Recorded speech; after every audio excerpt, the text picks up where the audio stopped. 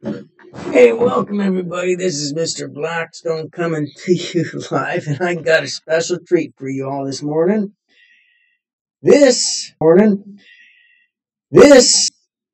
Sorry, I had a bit of an echo, but this is what I got here. This is fucking good. This is goddamn old good. What I have here is an infiltration of a little meeting that the Tiefers had. Yeah, kind of, pretty cool, huh?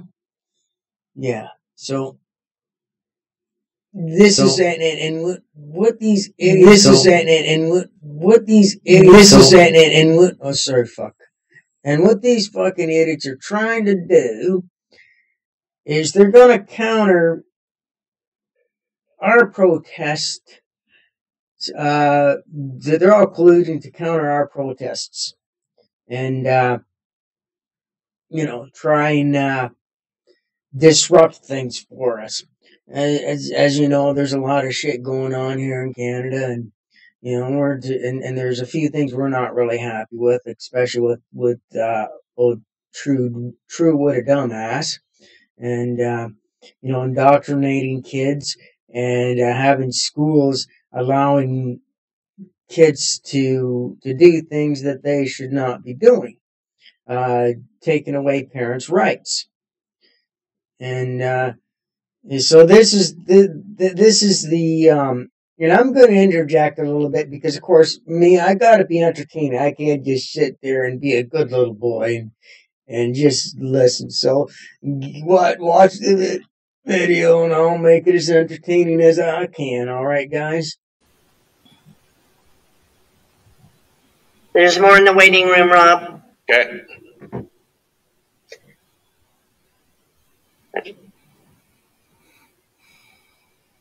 Like, look at them all. Look at all the scared little teefers. Just bear with us as we let folks on board.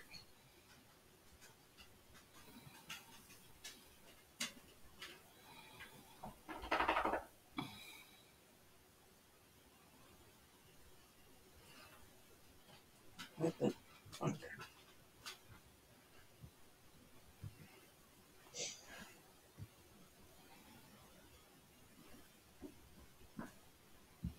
Excellent day to have allies together for a very important conversation. So thank you, everyone, for joining us this morning. My name is Rob Halpin. I'm the Executive Director at the Ontario Federation of Labour. We're going to get started here momentarily. We've got a pretty full agenda as well to discuss today, of course, about our organizing around a counter-protest for these events that are occurring on September 20th and a few days thereafter, quite frankly, as well. As you may have seen in the communication that we sent out. I'm going to ask folks if you're okay, and we won't be sharing this publicly. This is just for our benefit internally in case we need to take minutes of some of the details that are discussed today.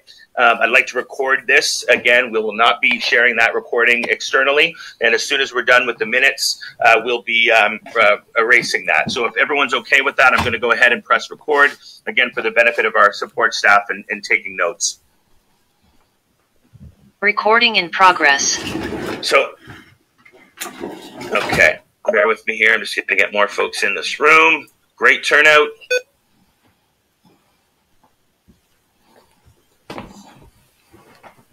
Okay, so let's get started. We have circled an agenda around. I'm going to ask one of our my colleagues from the OFL here to put that agenda into the chat so that folks can see it up front.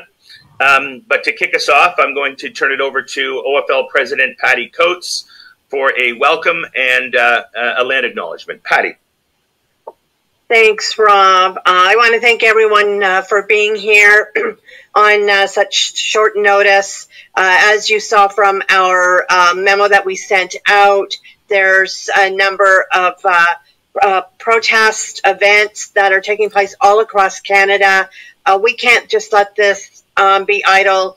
We need to be able to organize. We need to connect with our communities in Ontario. From what I know, there's approximately 22 different events that are taking place, and there could be more now. But as allies and those that protect workers' rights, protect our kids' rights, and the rights of trans and our 2S LGBTQ plus community, we felt it very important that we do come together to fight against the rise of hate. And we're seeing it in province across province. We're seeing it now in our education system, what our premier and education minister has put forward with regards to the obligations of teachers and school boards, educators and school boards. And so that's why we're here. We're trying to connect with all of you, to talk about what's happening in our communities and what we can do as allies and supporters to fight against the hate within our communities. So with that, I'm going to go to the land acknowledgement, and then I will pass it back so we can start our conversations.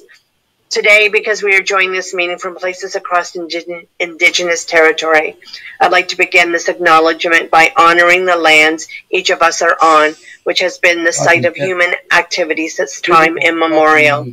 It is the traditional territory of First Nations, Métis, and Inuit peoples from across Turtle Island.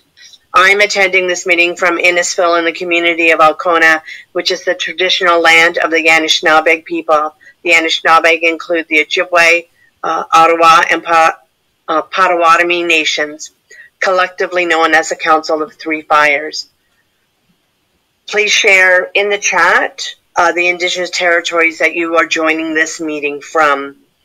But as we gather here today, these nations continue to experience ongoing colonialization and displacement, where land acknowledgements are offered in place of land itself.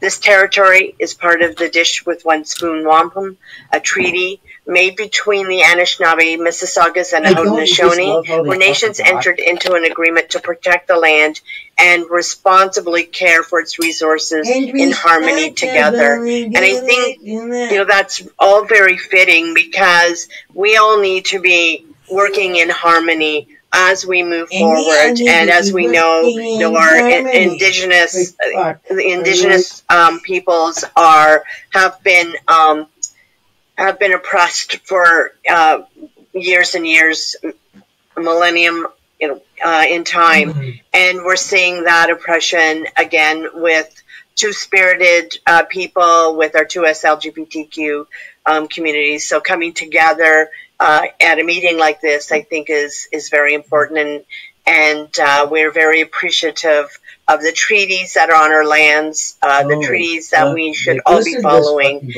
and that we all become stewards of our land. So with that, I'm going to pass it back over to Rob, and we'll... And you'll hear through this whole fucking 1 hour long-winded thing, like, you'll find that there are going to be more directors in this than in a fucking Hollywood movie. Like, seriously, I'm a director of this and I'm a director of that, and and they're just kind of pushing their positions in whatever thing they're in to make up for their indiscretions or where they're lacking. So they, it's just, it's just like, it's, yeah, I mean, start working on our agenda. So thank you. Thank you, Patty. So the agenda has been identified in the chat. We're going to have a bit of an overview here, a bit of a two-part overview. First off, I'd like to get an update. I'm going to call on Director of Women's... What they're doing is they're colluding. Well, that's right. Chandra Lee Paul from the Ontario Federation of Labour. What they're colluding to do is they're gonna counter at every protest of our protest, and they're gonna be like, and they're trying to say that we're trying to spread hate. Well, we're not trying to fucking spread hate. We're spreading fucking love, man. Indoctrinating kids and telling them fucking shit that's not fucking true. No matter what you try to do, there is no fucking way. You were born what you were born with, and there's nothing that can change that. It's a science. It's a scientific fact. And these people want to push to take parents' rights away to prevent parents from, you know, from knowing what their kids are up to in school. I mean, a parent has every fucking right to know what's going on in the school. I mean, the schools have no right to say, oh, by the way, your son Joe, his name's Jane now. It's like, no, it's not. His name's fucking Joe. It's not going to change. And if you change it, there's going to be a problem. This is simultaneously. They're all being set for 9 a.m. in each of their time zones in every single province of this country, in multiple cities of these provinces. And it is really scary. It is extremely similar as to what has been happening in the U.S. And we are very, very worried about what could be coming next. I am zooming in from Takaranto, otherwise known as Toronto, the place in the water where the trees are standing. And I'm extremely worried about what's coming our way. And so what we're seeing is a far-right extreme response to inclusive education, they call us far-right teachings that have anything to do with the 2S LGBTQI community, with a heavy response in particular to trans education, anything to do with that in the schools, and indoctrinating children, in regards to anything to do with queer information, fair right, rainbow community, all various ways that we want to reference anything other than what the far right sees as appropriate. And so we are wanting to show a very strong response countering these protests, to show that they even think that there's a possibility of bringing what's happening other places here. We're going to be there to counter it every single step of the way. We want to show a very heavy love is what we have here. There is no space for hate in Canada, in particular, in Ontario, as this is what this group See, is. don't you just love how the woke birds always coin that term, hate? They call everything hate. Everything that goes against their little agenda is hate. When I went to the protest on Wednesday night, all I fucking saw was love. Actually, the only hate that existed in Wednesday night's protest was exerted by the officers that were supposed to, what we refer to now as true dumb stormtroopers. I call them stormtrooping fucking goons, because that's what they fucking are, like beating on old women. But unfortunately, on this platform, I can't show that video because it's considered to be violence. Even though on my channel I say it's for adults only, we certainly want to make sure that we are safe in what we're doing, and that's what this discussion is here today. We want to hear from you what how we can help. Nobody is going to be left alone. We want to make sure that we're all being safe in this response. And we understand that there are many, many people on this call that have a lot of experience in dealing with this type of thing that can help us keep each other safe and be strong in the response that we're doing as well to these hate mongers, really. And so what I'd like to do is we will share back and forth with each other where we know protests are happening. As Patty said, we see approximately 22 different cities in Ontario alone that have protests that are already set. That list keeps growing and growing from what we can see. A little later on, we can share the list of cities that we see so far, and then if we're missing any. Yeah, they got their little T for little buddies looking and and trying to, you know, infiltrate our group, infiltrate us, and just try to, say that, and trying to figure out where all our protests are so that they can be loud, obnoxious, and cause problems. And that's all this thing She is. is one of the leads on the CLC's emergency task force on anti-2S LGBTQIA plus hate. Love how they use and that word. Mickey's going to give us a bit of an update force. on what's happening Canada-wide. So the national sort of perspective on what's going on here. Vicky, thank you so much for being with us here today, and I'll throw it over to you now.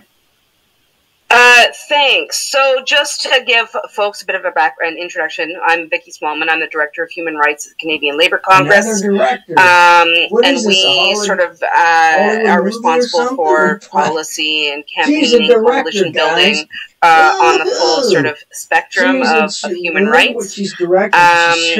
And we are sort of actioning the CLC resolution that was passed at our convention. There was an emergency resolution passed on the floor thanks to the efforts of the 2S LGBTI Workers Caucus and allies. And it basically, and I will just quickly read it so folks have the context.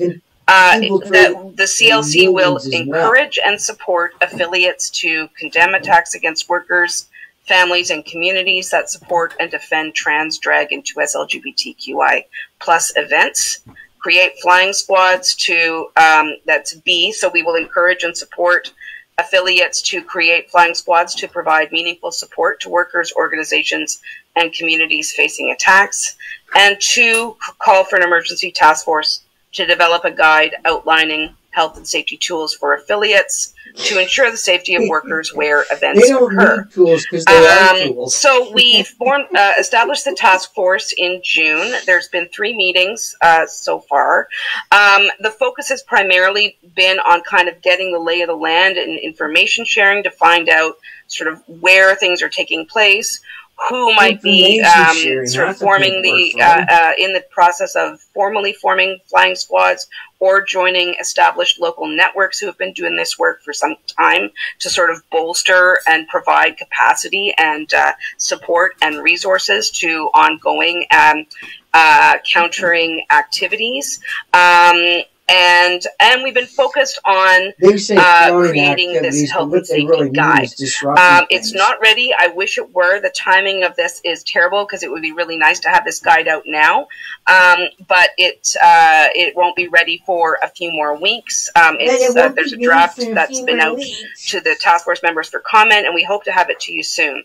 In the meantime, the CLC has been, and the guide is really focused on addressing the way that 2S LGBTI hate shows up at work. So not so much responding to a specific moment in time like right now, which is much more of a fluid situation. I mean, really organizing against this particular effort is like organizing against Jello, because the anti-hate crowd, or the anti-2S LGBTI crowd, there's various camps and groups that are sort of uniting and collaborating under one banner. Many of them are, we don't know for sure if a protest is happening or not happening, who's behind it, and so on. A lot of that intelligence, a lot of that work really needs to happen at the grassroots local level, right? Which many of you already know. So we're trying to find ways to bolster support, give additional capacity, and encouraging our affiliates and our labor councils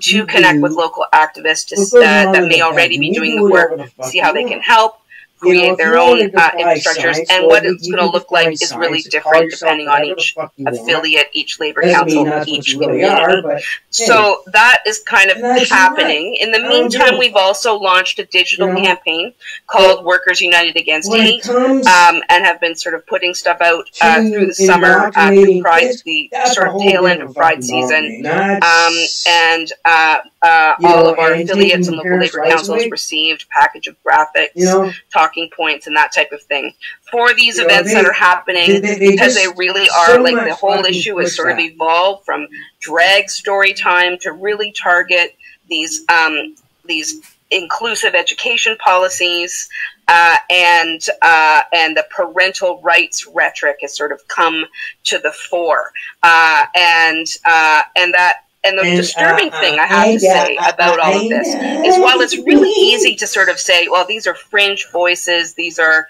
you know, the convoy, you know, writ large, etc. All of it is being validated and platformed and echoed by provincial governments and by the federal Conservative Party, right, which offers a bit of a legitimacy, and they have decided that it is politically expedient to essentially throw trans kids, families, queer people, queer workers, kids under the bus in order to win votes. I mean, we see in Manitoba right now actual bus ads from Conservative candidates because they're in a provincial election using parents' rights rhetoric as the hook. It's really crappy, right? So now we are really trying to find effective ways to counter it. We will be sending out some more talking points and so on. But so that's where we're at. You know, we're trying to respond on a day-to-day basis to this very rapidly changing landscape. A memo will be going out from the CLC to affiliates and Labour councils about next week's demos, hopefully today, encouraging folks to connect with local organizers to try and ensure that there is a visible sort of presence in the communities where these events are taking place. And really, I think that Shawnee's point about trying to flip the script on the rhetoric is really, really important, and not let them set the agenda. We need to let folks know that, you know, that 2S LGBTI rights are important and central to the work that the labor movement does. This is about solidarity in action. We need to express sort of love, care, and support for trans and queer kids and workers and communities, and send a really strong message that hate has no place in our communities, or our workplaces, or our unions, period. And hopefully we'll see a sort of a wave of love and support and care on that day. Happy to answer any questions. But I'm sure stuff will happen during the discussion. Thanks, everybody. Then you know, the word hate doesn't get a reaction. So I just want to acknowledge, folks, I'm attempting to get this captions turned on. It's, as the host here is showing me that they are, in fact, enabled.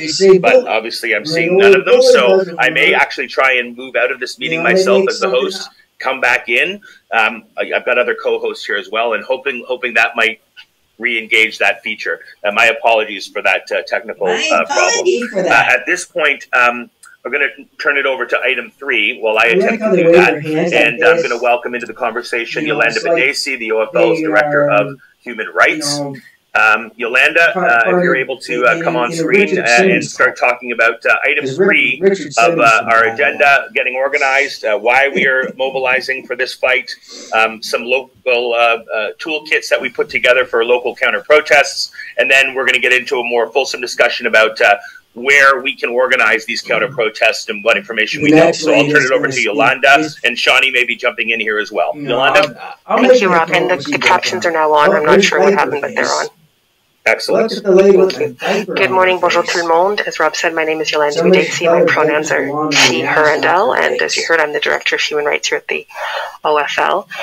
As Vicky and Shawnee and Rob and Patty have said, it is more important now than ever to organize around these issues. In getting a rapid response team in your area, what we are saying is that many people have, in this effort, attempted to contact members of the 2S LGBTQIA plus community.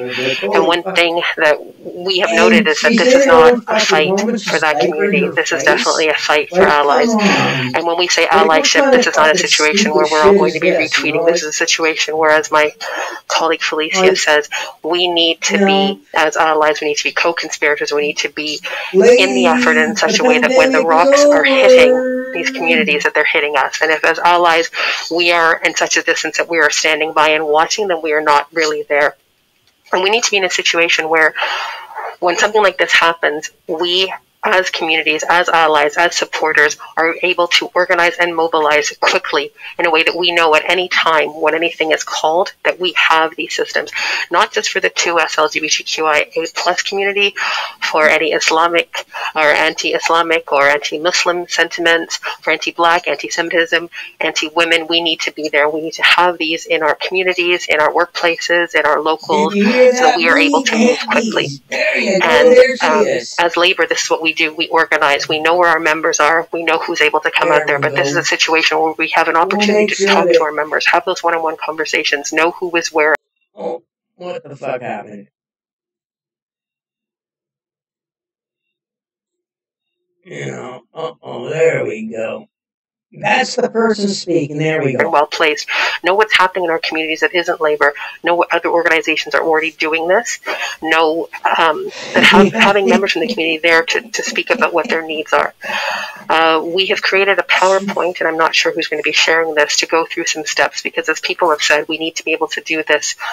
We need to do this counter-protest and our own protest in a way that is systematic, that is organized, that is ready to go at a moment's notice, and that is safe. So if somebody can share the PowerPoint, please. It's definitely not going to be me, and we will walk through some of the steps. Our main questions are, though, do you know what is happening in your area? Do you know that this is happening? Do you have that information? Are you able to join a counter-protest that's already happening? Or are you able to, and for some of us, this is what's going to have to happen, to organize, to anchor an event, to get people out there, to mobilize, to amplify the message so that we have as many people there as possible. Those of you who, unfortunately, have gone to the website have seen how much hatred there is. But it's not as organized as they might think. We can see it's a very much a cut and paste email type of organization. We need to be able to respond to that in a much better way. So thank you. That's the first slide. We're saying enough is enough to hate. So second slide, please. Second slide. As you've heard, this is a mass nationwide coordinated protest. We see who they're targeting and what they're doing, which is the insidious way is that they're saying that they are protecting children. And we know that far from protecting children, this is actually an attack on children and on communities. Rights. Next slide, please. Oh, fuck. So as we were saying, as allies, we need to come together and say enough is enough. We're not going to tolerate the hate, the intolerance, or the indoctrination in any form, in any camp. We're going to organize, and we're going to have rapid response teams ready to combat this hate. And we all need to be co-conspirators in the community to stand up for this group, especially this time on the 20th, but all oppressed groups. Next, please. We need to make sure that in these attempts that we're confronting the hate groups, we're organizing and mobilizing, we're responding quickly. What is, someone said, we are used to the type of hate and rhetoric that we see coming from the United States. What is unique about this is that it's now being under the guise of being led by parents. It's being led by the guise of being led by religious faith and some sort of ethnic communities. And we need to be very sure that we make sure that our response is based on the hate and not on the people. And it's a very easy way to divide many diverse communities by pitting us against each other. But within labor, within progressive movements, we need to know. We know about intersectionality. We know that hate can come in many forms with a lot of ignorance. And so we need to make sure that our message is targeted towards the message as opposed to the people who are saying it, because in that way, we're not going to fall prey to their usual ways of bigotry. Are promoting. Next slide, please. Bigotry. What a big fucking word. Right? So what we're asking you to do is to make sure that you're able to plan this protest. It's very easy steps. We're sharing the information with our network. We're confirming attendance. One thing that we do really well in labor is that we mobilize really well, but we don't organize. So we need to make sure that we know who is coming, who will be there, who is leading it.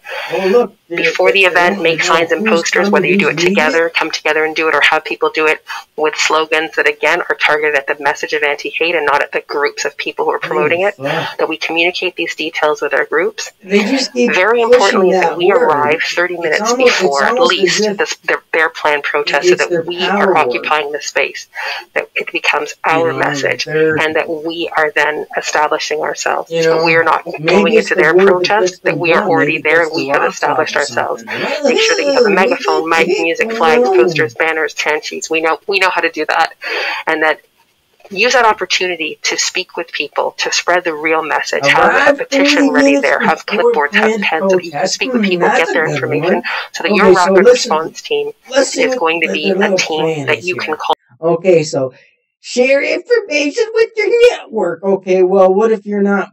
What if you're not into network marketing? I mean, we know that network marketing is a scam. Confirm attendance. Yeah, well, who's going to be attending what? Make signs and posters? And what kind of signs and posters might those be? Like, are they going to, what types of signs and posters? Are they going to be great big billboards, like high quality, communicate details with the group? Like, what kind of details? Yeah. Kind of arrive 30 minutes before the planned protest.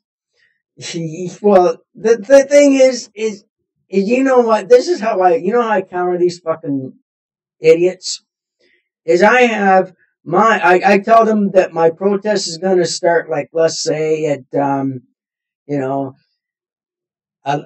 a.m., but in actuality, it's going to start at 10.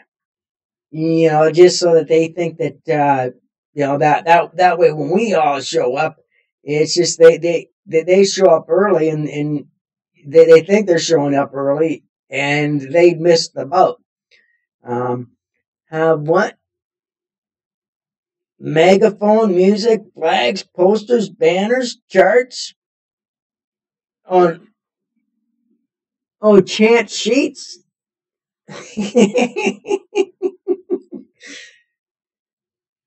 Yeah, little chant sheets. Okay, megaphones.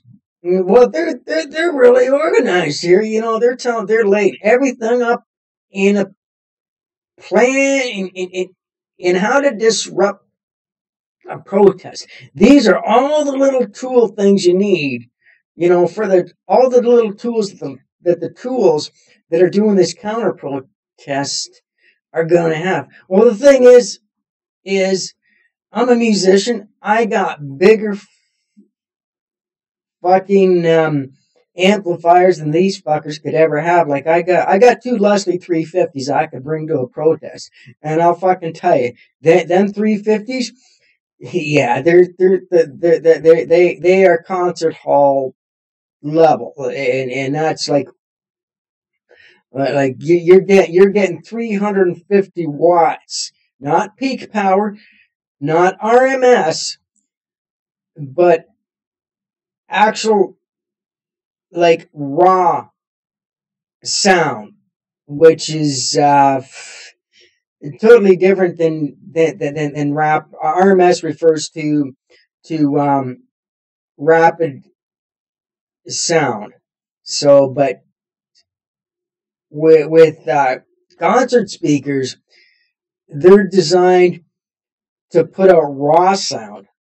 So, like, there's peak power, there's RMS. It's repetitive music sound. And peak power just means that what it'll peak. So if it's 300 watts RMS, it's more it's more like maybe about so it's about 300 watt 300 about 400 watts. Now if you got 350 watts raw power, like that's like raw music or raw sound, you're looking at it at over 1,000 watts peak. I can make some fucking noise if I want to. See these. So, if I'm organizing a protest, I know what these fucking shitbags are up to. I'm gonna fucking bring my Leslies. And I'll make some fucking noise. I'll play Hell's Bells because, I mean, most of the people that are part of, freedom loving patriots, most of them are Christians. I'm probably one of the very few pagans there. There's actually more atheists than pagans. You know, but you know what the thing is, we have one common goal, which brings us together.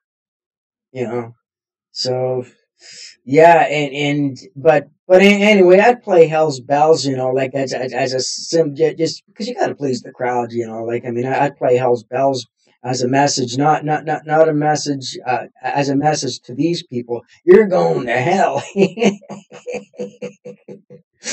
Do it my own entertaining way, which yeah. On any time, and it's going to be growing.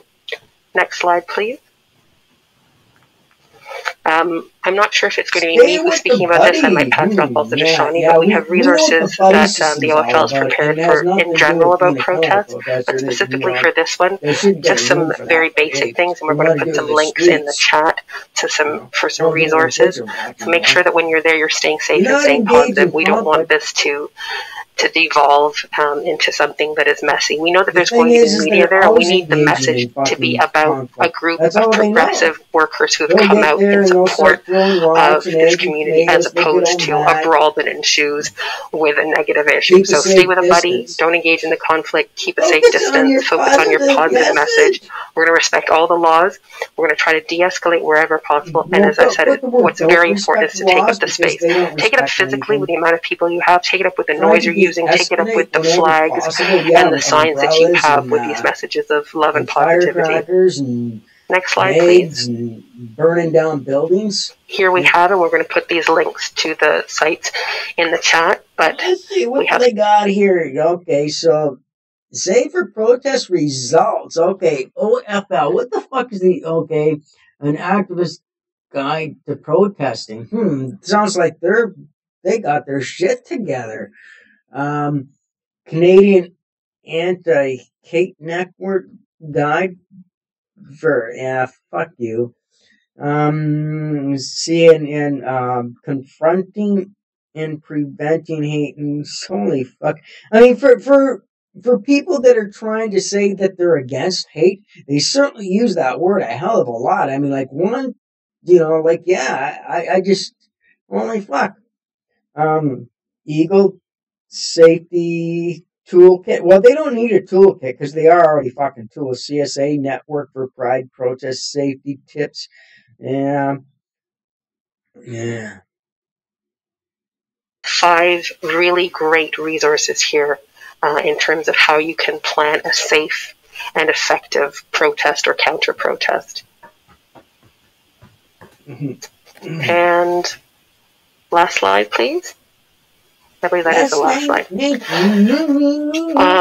The next steps that you're going to do after this, plan a debrief meeting with your group. Very important for so many reasons, and especially at one that is going to be as charged as this one. Give people a chance, who may have been triggered, who may have been physically hurt, emotionally hurt, to talk about what happened. What did we see? What did we learn? What can we do better next time? Make sure that you can maintain this communication with your contact list. Continue to talk to and recruit members to be part of your rapid response team. They need that. And I call it a rapid response team because for many communities, the idea of a flying squad is in itself a triggering term. So rapid response, because that's what we want to do, respond rapidly and get in there and help people. So be vigilant for other hate events that you can disrupt with your groups. And make sure that we are also joining other counter-protests that are planned by other organizations so that we are doing the support and we're all getting together and being disrupting and causing some good trouble. Be vigilant for other. Thank you very much. Like they love using that term. I mean, excellent. Thank you, Shawnee. Thank you, Yolanda. And thank you again for your attention to this request. I mean, listen, we knew we had to act quickly. This is I want to acknowledge too. This is not something that's sprung up on us. We've been monitoring the rise of hate and this vitriol for quite some time. I want to give credit, of course, to the Labor Council's presidents that are on the phone with us here today, who have been again reporting back to through the OFL and into the Canadian Labour Congress on the ongoings of these groups in their own communities.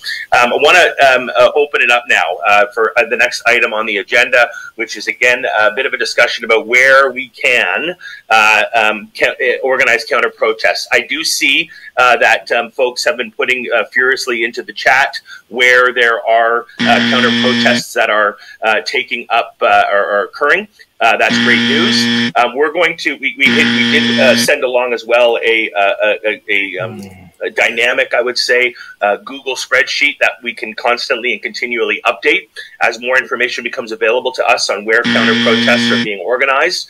Then we'll be filtering this information in, and we've also setting up at the OFL a general RSVP event page, so that when we capture members that are coming across this through our outreach efforts, that we'll be able to segregate that data as well to say that if you're in, for example, London, here's the event that's happening here, in Ottawa, so on and so forth. So I see some hands are starting to get raised. We'll do a bit of a go around right now to speak to some of the events that we know are happening.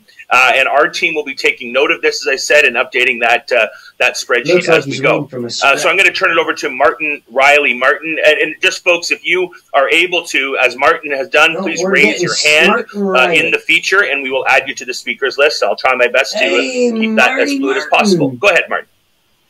Hey, thank you. So I wanted to bring attention to a protest happening in Scarborough on the 22nd. I think it's of particular importance because it's directly going after kids and going after my fellow education workers up there. It's being put on.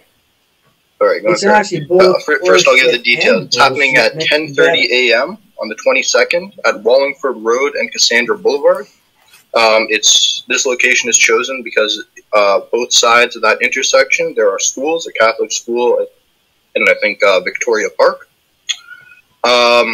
This group has organized protests before in Ottawa, where I believe they got about 100 people out, and it was countered by about double that many by Save Canada and Billboard Chris. This has been in the books for I guess a couple months now. It was billed as planning to be bigger than that Ottawa one, and I will note that Ottawa one did end up with some violence.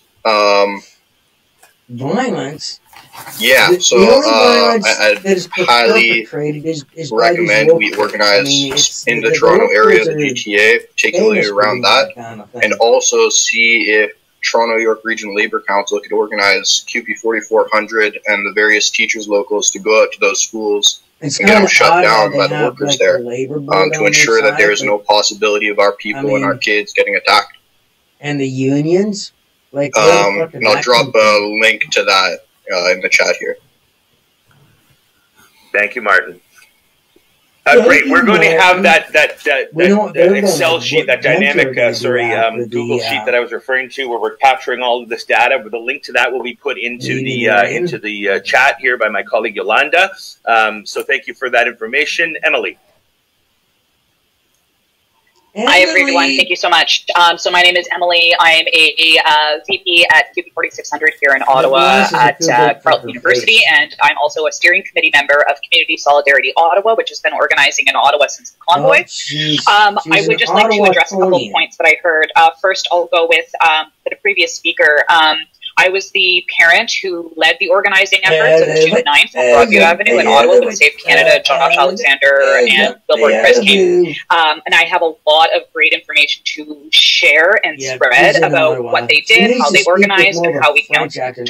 Our numbers were in fact a lot bigger than just a couple hundred. I think we had probably closer to 300 or 400, whereas the fascists were indeed violent. And I really would like to start sharing that information.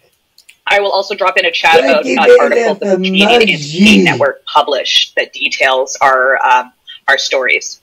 In terms of Ottawa, we have just planned a counter-protest starting at 9 a.m. on the Supreme Court of Canada lawn. We chose this location because it's just adjacent to where they were building, and we are not in the business of defending the state from fascists. We are in the business of protecting communities and each other to ensure that the hate does not go unopposed in the streets. I encourage you to share that. I'll again drop that in the chat for everyone. And I also just want to speak to something that Vicky brought up, just about how we're opposing this and what we're up against. And I think as much as it's important to understand the fact that we are dealing with a very fractured and difficult to track movement, that they've actually gotten quite a lot better organizing themselves despite all of these internal infighting. One of the reasons why we're having difficulty finding lots of accurate information on march routes, on who's exactly organizing, is not because we're grassroots. Unlike your little keepers, we don't plan little tea parties. What we do is we say something's not right. We all get together and say, "Hey, George, Jim, yeah, guess what? Yeah, these guys, Trudeau's coming to town. Let's protest." I also think that I would like to bring attention to the fact that, we're all going to get together, and that's what we're going to do. We all get together. That we oppose this in the streets, and this is just to kind of build off of other points that other wonderful labor leaders here have talked about. Is that we all know that our workplace issues don't stop when we finish work for the day, and we know that society doesn't stop when we walk into work in the morning.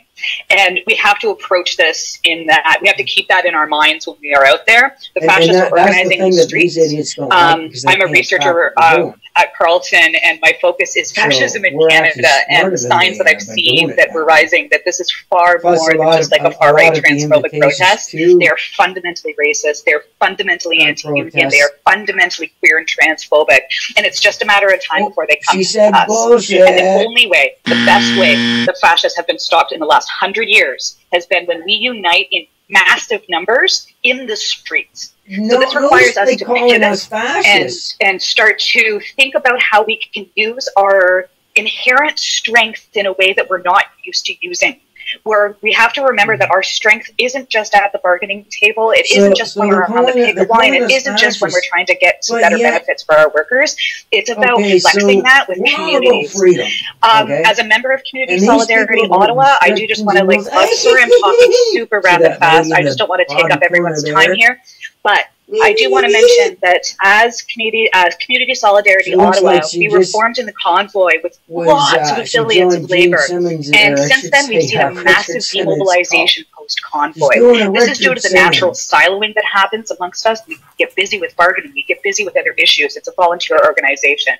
But in that time of demobilization, they got better. The fascists got way better at organizing. So what we need to do is really encourage everyone to reach out to their local organizations with not just statements of solidarity, but actual, tangible, material things of people coming out, administrative help to help launch websites, help people build those internal structures so that we can build a movement rather than just putting out fires, because that's what they're doing. So we need to start catching up a little bit, and we know that we're better than them. We also don't have to worry too much about putting our members and our comrades in unsafe situations, because when we get numbers, we're going to keep each other safe, and we're really good at listening. And that's something that the other side didn't have, and we saw that on the streets on Broadview in June, that they had difficulty kind of remobilizing and being fluid, and so we need to remember that we have the natural solidarity in our hearts, that we can trust and listen to each other and move quickly. So building that trust and testing that trust in the streets is going to be really great and very excellent skill building. So I really strongly encourage everyone to kind of think about how we can really kind of think specifically, get to work. I know we always end up in these meetings all the time, but now we've got to just hit the ground running, start flooding resources. Can we loan staff to the existing organizations in Toronto or Ottawa or other cities where they exist? Can we loan office resources? Can we do printing? All of this stuff is going to be huge. QP 4600 as well just passed the CLC motion with a $2,000 yearly budget to it, and I strongly encourage everyone to consider doing something like that, because that encourages that things actually just get spent, money gets out the door, and we have a more a stronger promise of support beyond a statement and beyond just the handful of the sane activists all the time just showing up to these things. Okay, I'm going to drop all my links as well as my contact information into the chat. So I strongly encourage everyone and your dog to reach out to me. We can work together on this. We've got a lot of knowledge in this room, and I'm so stoked to see this many people on this call. So solidarity, everyone. Here.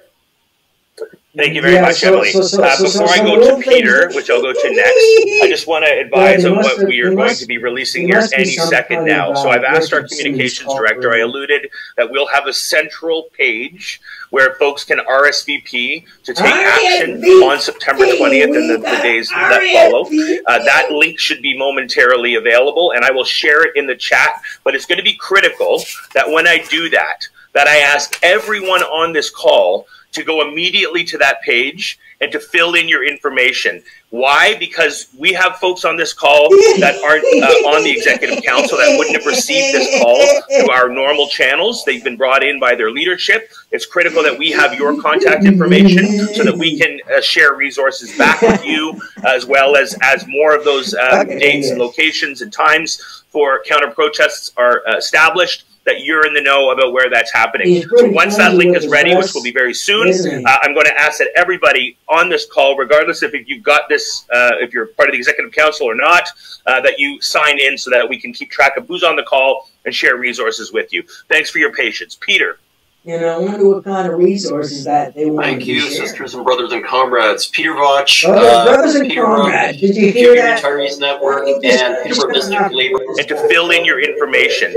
Why? Because we have folks on this call that aren't on the executive council that wouldn't have received this call through our normal channels. They've been brought in by their leadership. It's critical that we have your contact information so that we can share resources back with you, as well as more of those dates and locations and times for counter protests are established, that you're in the know about where that's happening. So once that link is ready, which will be very soon, I'm going to ask that everybody on this call, regardless if you've got this, if you're part of the executive council or not, that you sign in so that we can keep track of who's on the call and share resources with you. Thanks for your patience. Peter. Peter Pumpkin Eater. Thank you, sisters and brothers and comrades. Peter Vauch from Peterborough Acutely Retirees Network and Peterborough District Labor Council. And thank you for organizing this meeting. And Emily, your comments were brilliant and hard to follow up on that. But we've taken your lead in many ways in Peterborough by building a network here. I'm with the Peterborough and Kawarthas United Against Hate. We are an anti-hate network that's done 8 defenses of Red Queen Storytime. We've been under attack by Save Canada, by Kevin Goudreau, by organized Nazis with Confederate flags. So we have some experience and some knowledge in this also, like you do in Ottawa, and in many ways you're our inspiration. So again, another thank you for that. We are meeting at 9 a.m. across from City Hall on September 20th to oppose the bigots. We have a poster; it's already in the chat. We're going to be organized. Couple of lessons. And everything's been said already, or will be said, I imagine. Labor councils, crucial. I happen to be on the Labor Council here in Peterborough as a retiree. Labor councils in Peterborough and Lindsay have taken the lead in this, and that's an important lesson. That goes back to the convoy. When we started in Lindsay, counter-picketing the convoy in 2022, we brought out Brother James Mulhern. A big shout-out to Lindsay Labor Council, and also Dave Warda from Peterborough. We brought people out and we started that tradition of resistance. And we said to ourselves, Red Queen Storytime taking place at our public library, staffed by our QB members, is not going to get shut down. It will not, and it has not. In fact, they've increased the bookings. That's been their goal, to shut it down. We've said, no way is that going to happen. And we've been prepared for every single one. Now, I just want to make one big ask here of everybody. And Emily, you've hinted at it, and so has Rob. We need a network. We need first a province-wide network and a national network. I think we can start, and maybe the OFL can initiate this. He needs a network. A lot of us are already ready. We're organizing on the ground. We're organizing labor. in the LGBTQ plus communities. We're organizing. I'm going to a climate protest. I'll be making an announcement. I'll be talking about public health care, because if you look at the program of the Ontario Party and the New Blue Party, they want credit card health care. They want chartered schools or what they call it, choice in education. We all know what that means, right? We can see the other attacks. It's all of us under attack. And I live in a rural area, so I get this stuff and I can see it. So let's work on more frequent coming together like this and forming a network and exchanging the information. I have a lot to learn from Emily. I'm going to go right to the chat now, because you guys are fantastic and we want to build it here in Peterborough, because this is not going to stop. And we need to build an anti-fascist movement in this province, in this country. And I'm just going to use our slogan. In Peterborough, we say, there will be resistance. And on Wednesday, there will be. Thank you. Thank you, Peter. Great stuff. We're going to go to Carolyn Egan next. Hi, Carolyn. Hi, how are you? Thanks very much, and great meeting, great turnout. I'm president of the Steelworker Toronto Area Council, also a founding member of Steel Pride in our union, and Community Solidarity Toronto. And what I want to say, this is just dynamite that we're coming together like this, and echo what Emily, Peter, and others have said. The Toronto and New York Legion Labour Council, we established a rapid response network quite a few years ago after the murders at the mosque in Quebec. And at that time, the far right was organizing at Nathan Phillips Square, which is City Hall Square here. And they wanted to take over the public space, which is one of their tactics, and give the sense that somehow their views represented the majority, which is not the case. We organized that, and not only ourselves, unions like OPSU and Steel, IBW, CUPE, and others came out regularly, but with community allies. From the East End of Toronto, a group called Team, which included the Muslim community there, Black community, 2S LGBTQ community, all different groupings. And we were able, after a period of time, to demoralize them, because we continued to grow. They continued to get smaller. They lost their confidence. They stopped. Now, this was pre-COVID, but that network, that rapid response network, was incredibly important. And Labour Council, along with the Urban Alliance on Race Relations and a whole range of other community and labour groups, founded Community Solidarity Toronto, and obviously we took the name from Ottawa. That was Convoy Time. Had a number of actions here in the city, and I think being on the ready, not being taken by surprise, having organized beforehand, know who your allies are, know who you're connecting with, and be able to pull people out and to show that they are the minority. And honestly, we have shown, I think, here in what we had done a few years ago, they can easily be demoralized. Their confidence can be just ripped out from under them, and that's what we have to do by building large, mass, united fronts in all our cities, towns, it's not broad a grouping of people as possible. And the Rapid Response Network, I mean, the last action we did was at the High Park Library on Roncesvalles here in Toronto a few months ago in the summer. And previously there was something at Fort York. And numbers of us, particularly from the steelworkers and others, went up and joined Peterborough. Peter talked about what they were doing, and honestly, he did so much just to bring that all together. And we went out because they were just beginning and weren't sure how many they would get out, and they got hundreds out. And the fact that Labour was out there, but community as well, students from Trent, etc., really important. So we, as I said, are calling for a rally at Queen's Park on the 20th, and I think it's hugely important that as many people. It's a work day for many of us in the unions, we know, but at least if we can have representation from all the unions possible and community organizations. 519, I know, I've worked certainly with 519 and others in the past on such questions. This is critical. So let's go, let's do it. And Yolanda giving us all the concrete steps, 1, 2, 3, 4, 5, 6, 7, 8, whatever. They're there for us, so let's just move. Thank you very much. Oh, there's Diaper Face again. Thank you, Carolyn. Excellent.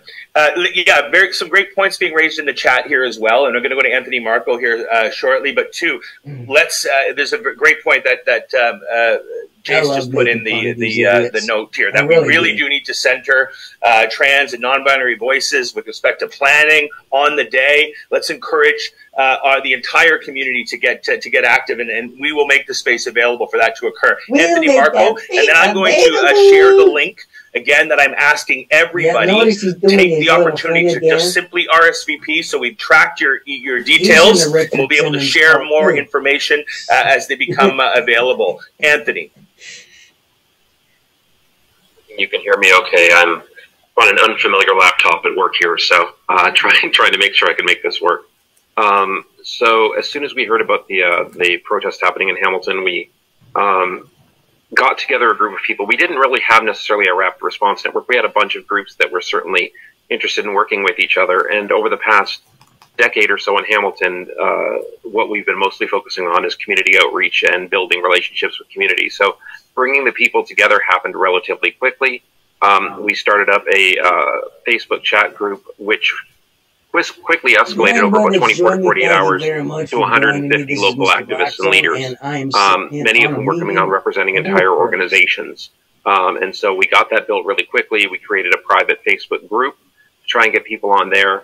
It was the easiest way to reach out to people, and we started to bring people in from external to Facebook as well. We've organized a planning meeting for the counter-protest on Monday evening at the Labour Council office so that we can get everybody's ideas in there. We do want to make sure that the key is that we are reducing risk as much as possible, that we are consolidating our message as much as possible, and that we are making sure that we're occupying the space not only where they are, but where they intend to be. So we've basically been told that they are going to be meeting in a parking lot of a local mall. I don't know if they're going to be doing a tailgate for an hour or whatever the heck they're doing, but then they're going to be marching over to the school board. So our plan is to be at the school board first, and we are going to occupy in front of the school board as much as we can. But we are also being very clear that we are not there defending the school board. The school board has its own issues with regards to systemic issues regarding trans students and trans families, to be honest with you. I know I've got 3 kids myself who are currently in the K-12 system who identify as trans. And I know as an employee of the school board that there are a lot of gaps there. So we're making sure that we're saying we're going to occupy their space. There is no possible way that we could stop them from walking around us to get to the school board building, but that's not our responsibility. Our responsibility is to basically diffuse and to take control of the messaging and to make sure that if there's going to be the press there that day, it is going to be about positive messaging about people who are allies and making sure that there's an understanding that it's not just all negative. And our hope is that we're actually going to steal a couple of their tactics in that when they are gathering for their tailgate party in the mall parking lot, we've got a couple of seasoned activists who've already said that they're willing to go over and, take some pictures of license plates and these are people who are willing to do this. They're people who are seasoned. And make sure that they know that they're being watched, that they're not doing this in secret, that people are noticing what they're up to. But we're going to have a sign-making event also on Monday evening. We're inviting people to the Labour Council. And we have said from step one, when this group was created, the Labour Council does not need, nor not necessarily does not want to be the voice of this. But if that's what people want, we will be there no matter what.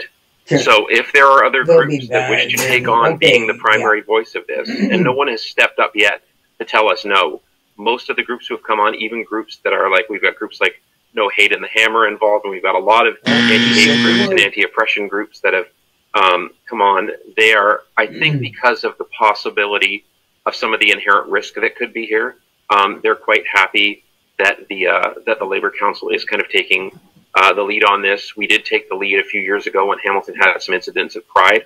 A lot of our members were the face of what essentially became a Pride defense team when some people were marching on the park at that time. So we are trying to be as inclusive as possible, bringing as many voices together as possible. We are not sharing all of the details until at least the day before, because our biggest fear now is if we share the details of the counter-protest, that they're going to try and pivot and move it somewhere else. We want to make sure that we have everyone lined up to where they can be there. I will say we got 150 in this one group chat. We've got about 75 of them migrated over to this private page, and many of them represent larger groups. We know that on a work day, it is going to be tough getting people to show up. There's a lot of people who are supportive, trying to get people to show up. I'm hoping, and from what I've seen of some of these organizations in the past, even though they've got these cross-Canada events going on, that really dilutes their numbers in many cases. You know, oftentimes when they have an event, they'll draw in from like 4 or 5 different cities just to get 100 people at some places. So we're hoping that we are going to overwhelm their numbers, and we are hoping that even if they march 25 people to the front doors of the school board can handle that themselves. Ultimately, if the cameras are going to be there, we want them to be spending their time on the positive messaging. We want them to be spending their time on, basically, this isn't a counter-protest. This will be our rally. We want it to be our rally, not their rally. We want it to be our event, not their event. And if we have enough people there, that's what we're going to make it. Go fuck yourself. So we're bringing together as many groups in Hamilton as possible, and we've been doing that for a long, long time now. And thankfully, our allies are making it. Our allies for labor and labor councils are making it really easy on us, because these are the same people who show up to strike lines, even though they're not in unions. These are the same people who show up whenever we call them out to help with anything that we do. They'll show up because we show up for them. I always say that one of the currency of activism is showing up, and that's what we do. That's what we do for them, and that's what they're planning on doing for us, and that's what we're all planning on doing to stop hate in our city and stop hate across the country. So anybody who's on here from Hamilton, if you're not part of the chat or know where the group is, feel free to private message me in the chat here, and I can send you some of the details and the information for the meeting on Monday night. Thanks. Oh, the last thing I wanted to ask. Is it possible that the OFL or CLC could have a list of some legal support numbers from across Ontario? Even it doesn't have to be from Hamilton, but like if somebody for some reason gets picked up, it would be good that if they could have a 1-800 number that they could write on their arm or something like that, so that they know they've always got a lawyer that they can call. So that would be useful. I'm not saying it will happen. We're going to try and stop it from happening. But we have some seasoned activists who have been used to that in the past, and they wanted to make sure that we had that option if we had to. Great. No, Anthony, great suggestion. Thank you.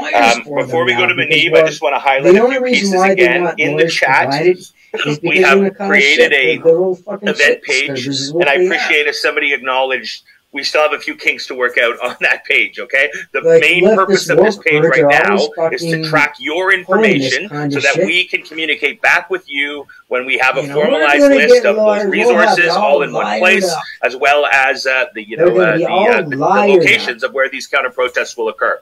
So, again, I'm going to put it right in the chat right now, and I'm going to ask, if you haven't done so already, that you immediately just go and click on that link, get your contact information down there. We'll have it on the back end, and that way we're able to communicate back with you where and when we know events will be occurring. Thank you, Anthony. Munib. One lady's getting gibbled. Well, good morning, everyone.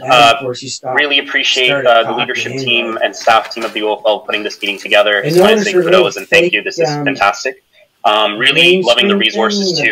The only suggestion that I would probably have as an update, if there's anything that could be added, is maybe reminding and giving some tips about the potential effects of what could happen as doxing. We've seen that with a lot of fascist, white supremacist organizations and groups that have been doxing a lot of progressive folks that have been organizing in their regions and combating hate in many ways. If there's a way that the information you have could be updated to how to deal with doxing, how to protect yourself from being doxed, especially what could happen as ramifications long term, because we know it's not just what's going to happen on the 20th, going into the 22nd, and various others. It's going to be continuous. Another thing, doxing us. One thing from OSSTF, we are not just taking attention to where it's happening everywhere. We've seen significant actions being organized in city halls and at school boards. But what we're taking active attention to is how do we have safety plans ready for those protests that are occurring directly at schools. And I'm seeing from the chat, this is super helpful, seeing folks update on Huntsville and Bracebridge. We know that Maxime Bernier is going to be showing up to Victoria Park Collegiate out in Scarborough, North York area, and something that we're taking a lot of attention to, and thank you for sharing resources on that. But if you could reach out to us to let us know if you do see locations and protests being planned at schools, that'll be helpful for us, and we can coordinate with our education comrades and, of course, our local communities too. Yep. Did you Thank hear you, that Mandeep. again? They call again, I'm going to remind folks, go to the link and fill in your information. I'm going to put it in the chat one more time. Definitely the I'm sure, give me a little hand wave if you've already gone ahead and signed up for the page. That's great. Here it is here again. Great. Excellent. Thank you. Everybody Susan, thank you for that. Okay, we're going to get to Susan next. Dawn and then Susan. Go ahead, Dawn. Dawn and then Susan. Come on, Don, speak up. Sorry, here we go. Yeah, I'm actually representing a group called Affirming Worship Durham, and this protest sort of got my attention more than ordinary because it's advertised as a religion. It's a religious thing, the way that they sort of preface the whole concept of this protest. And we're going to be trying to have a religious opposition to the far right, and doing it as best we can, but we're having to do it with love and inclusion and positivity and what have you. It's nice to have the organizational structure that you folks are providing, because to have allies that know what they're doing and what they're how to handle themselves in these cases. We've had cases in the past where we've had to almost back away from a protest because there were people that were more interested in having confrontation and engaging in name calling and things of this nature. So it's I'm very much interested in seeing how things are coming together here. So definitely like to have that support structure. Not sure, all of our decisions don't happen from the top. I'm not the president. I just happen to be somebody that's usually the communicator as far as this is concerned. All these decisions take place at the individual place of worships throughout the area. It's not something that I can direct.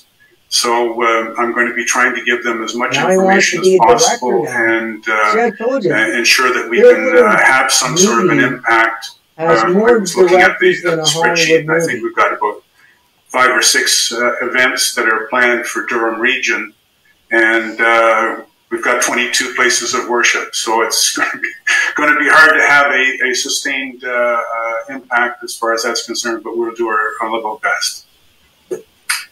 Thank you, Don. Susan.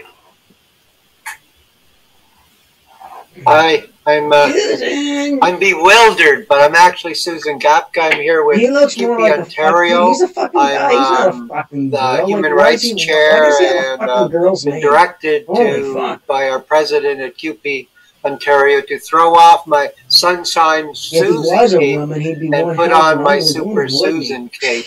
But I use she/her pronouns, and I use elle française, and I've got a heck of a lot of emotion surrounding this. I'm an out trans woman. I'm trans elder. You're a man that's pretending to be a woman. 20 years ago, we could get 5 people to protest at Queen's Park to get our health care restored. And now I'm, and I'm going to say, I don't want to go too long, Don, or whoever's facilitating, but a lot of memories of the fights we've had where we struggled. There were just a handful of us meeting in a room, going out, trying to get allies and supporters. In about a week, and then we built this Canada where trans and non-binary people and gender diverse people were included, and that took a good 13 to 15 years. And here we are. They're coming back. We have a backlash. But folks, we've been to this rodeo before. Yeah, we have struggled, we've survived, we've struggled, and some of us have actually overcome, and that makes us really, really strong.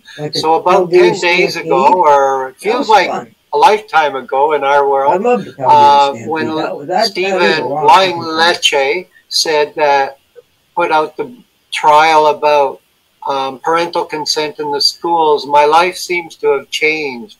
And then after Conservative Convention, and these are really minor, and many of us know how politics works, the inner wheel of big P politics, and they're simply resolutions.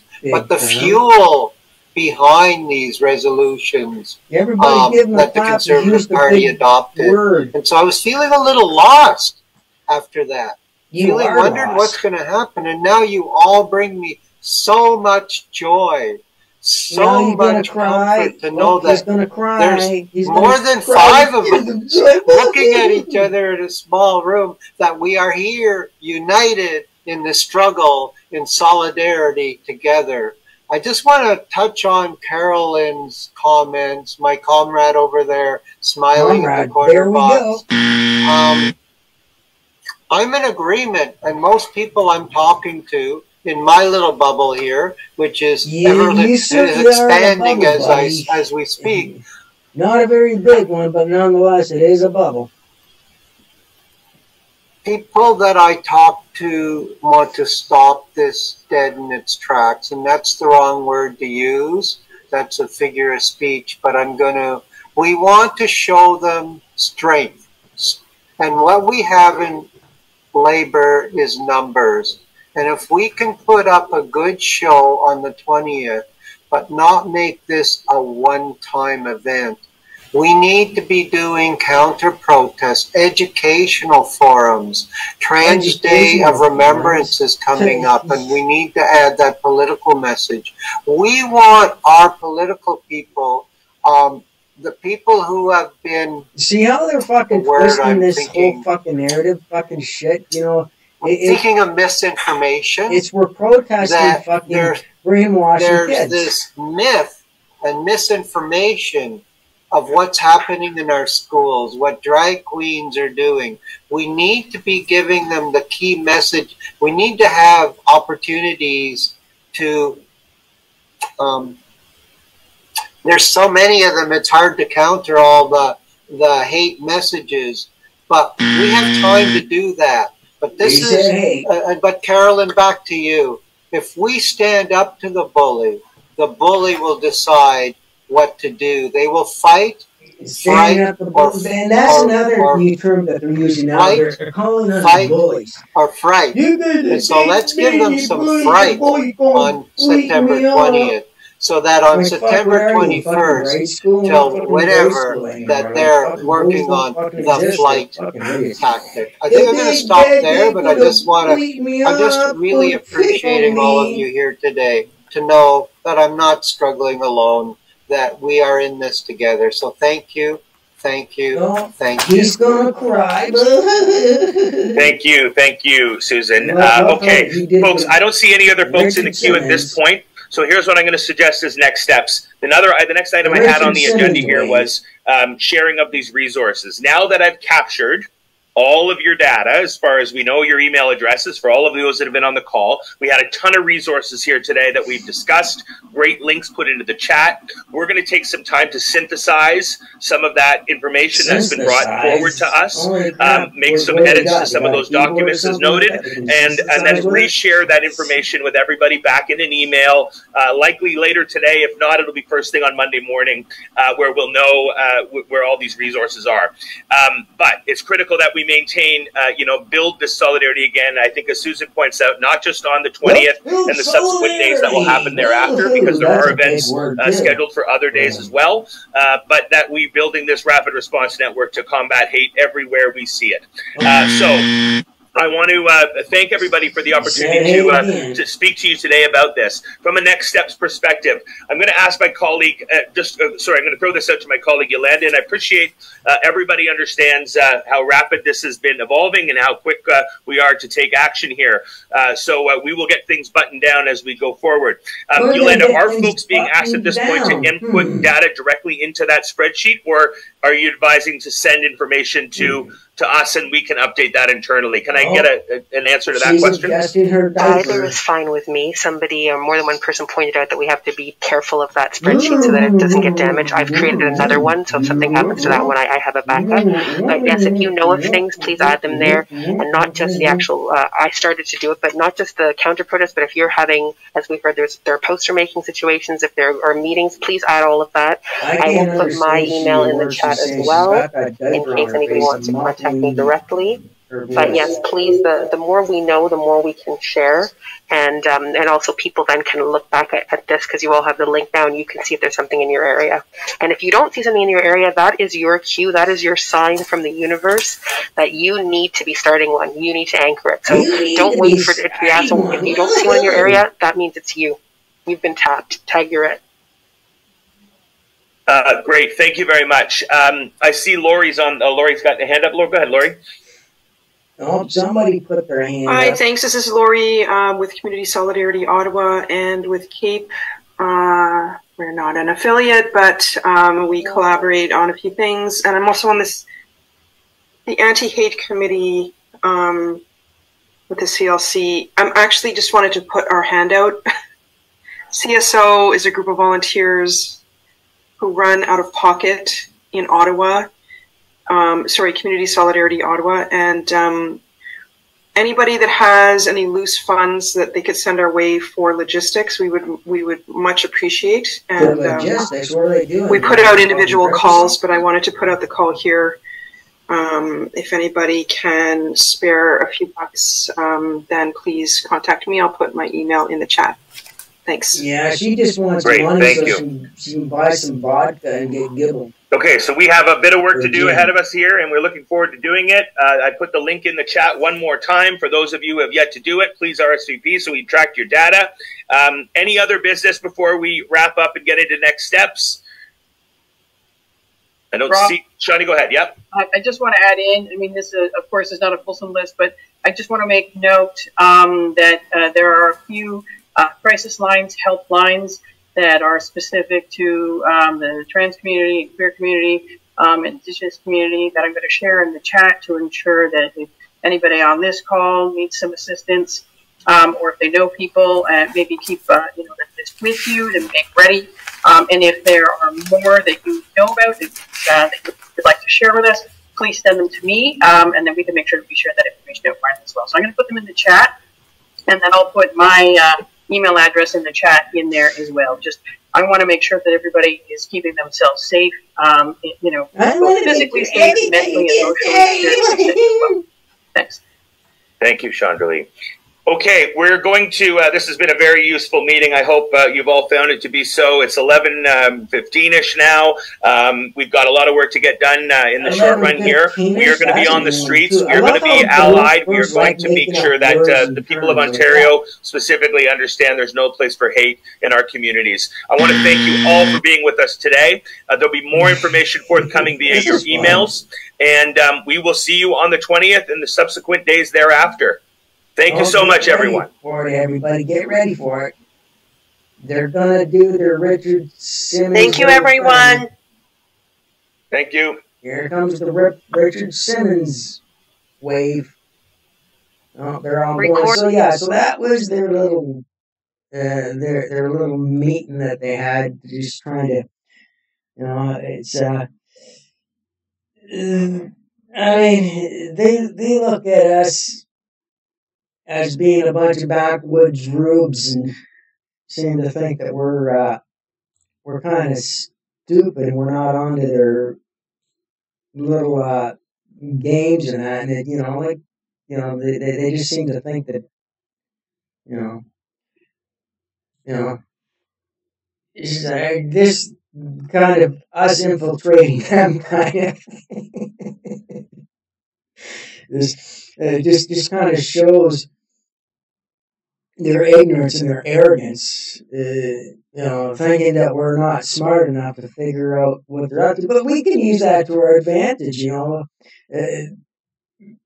The best way to win a war is have your enemy underestimate you, and they highly underestimate us. They think that we're a bunch of backwoods hillbillies, fucking, sitting at a moonshine, still getting drunk, and then just making up signs and just showing up in their town and just protesting something and making noise. That's what they think we are. Yeah. They think that we lack sophistication. It's,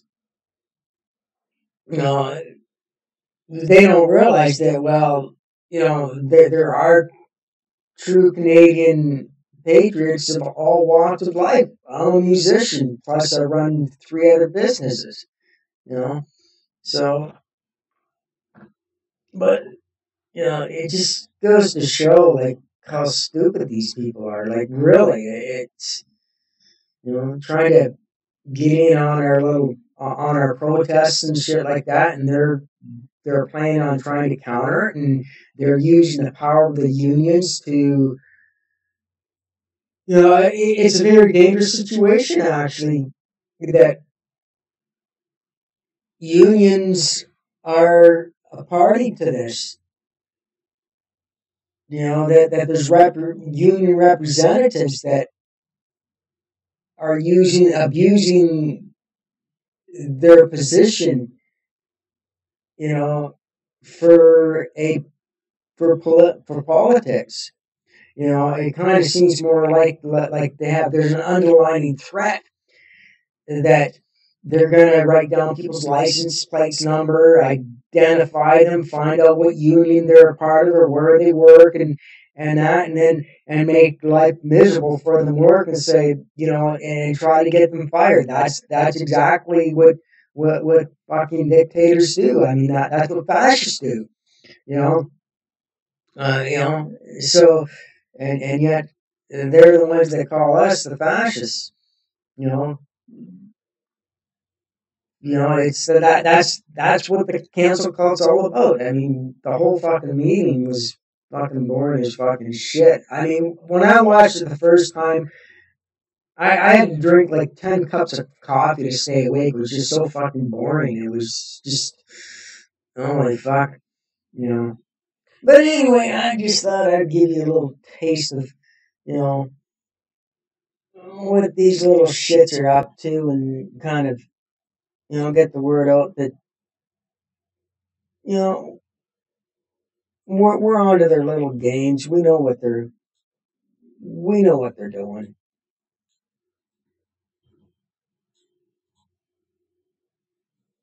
Thank you very much for watching. Please like, share, subscribe, and oh fuck, this thing's fucking up on me.